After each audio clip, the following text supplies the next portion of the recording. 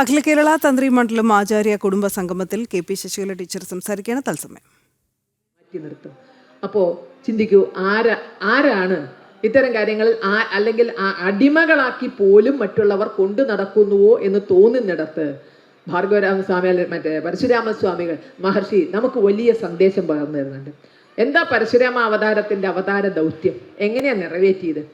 നമ്മളൊക്കെ അല്ലേ പെട്ടെന്നങ്ങ് പറഞ്ഞു പോകും. എണ്ണിക്കൊണ്ട് 21 വട്ടം ക്ഷത്രിയ കുലത്തെ ഇല്ലാതാക്കിയ പരശുരാമൻ. ഇതെന്താ, കൂട്ടക്കൊല നടത്തിയ തീവ്രവാദിയോ? എന്നാലോചിച്ച് നോക്കും നമ്മൾ അല്ലേ.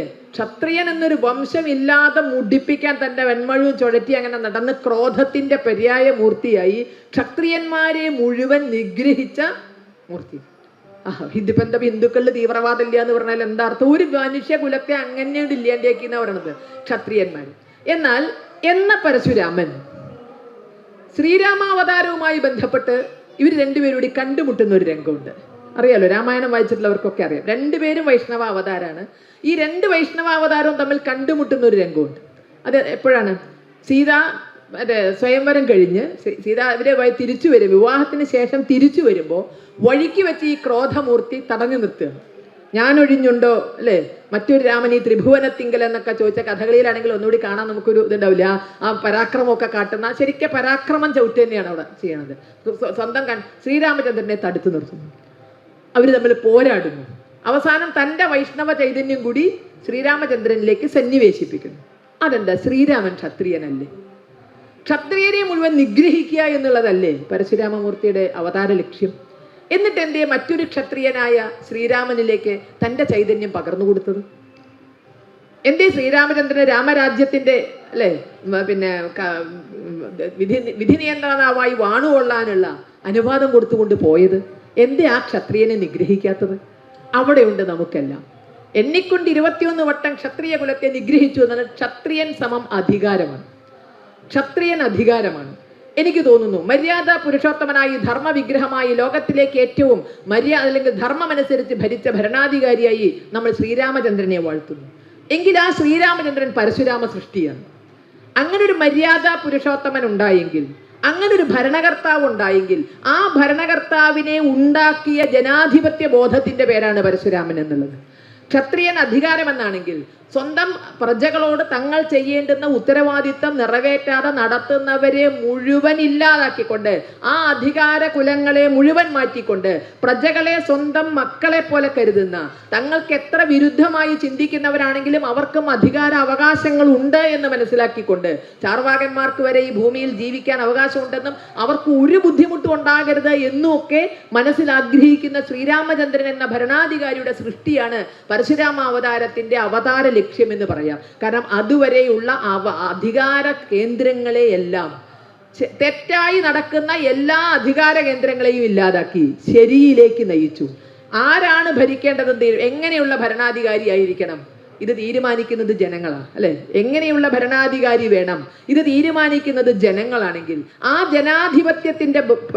ജനാധിപത്യ ബോധത്തിന്റെ പേരായിട്ട് നമുക്ക് പരശുരാമനെ കാണാം. എണ്ണിക്കൊണ്ട് 21 വട്ടം രാജ്യം ഭരിക്കാൻ അറിയാത്ത അല്ലെങ്കിൽ തങ്ങളുടേതായ കാര്യങ്ങൾക്ക് ഭരിക്കുന്ന ആ അധികാര കേന്ദ്രങ്ങളെ എല്ലാം ഇല്ലാതാക്കി ഒരു നല്ല ഭരണാധികാരിയെ വാഴിച്ച് തൻ്റെ അവതാര ഉദ്ദേശം കഴിഞ്ഞു.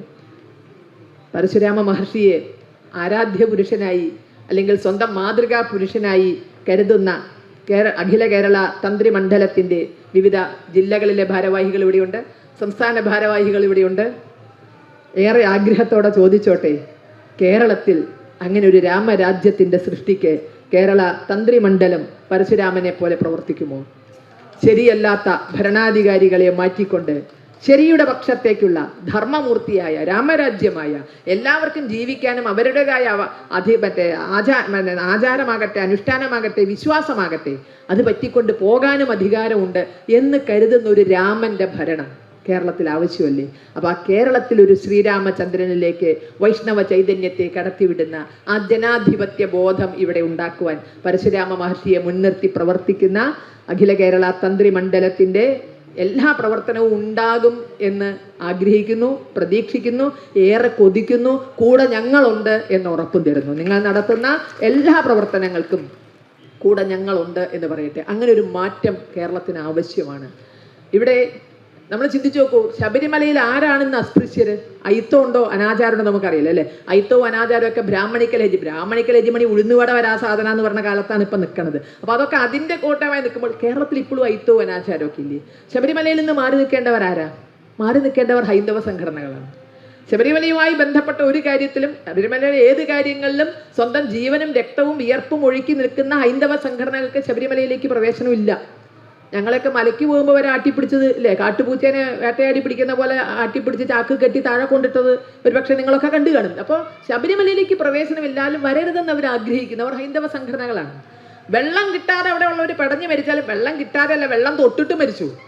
കഴിഞ്ഞ മണ്ഡലക്കാലത്ത് മലയിറങ്ങി വരുന്ന ഒരു മാളികപ്പുറം വെള്ളം ദാഹിച്ച് ചെന്നിട്ട് അവർ വെച്ചിട്ടുള്ള വാട്ടർ പ്യൂരിഫയർ, ദേവസ്വം ബോർഡ് വെച്ചിട്ടുള്ള വാട്ടർ പ്യൂരിഫയർ ആണ്, വേറെ ആരും വെച്ചതല്ല.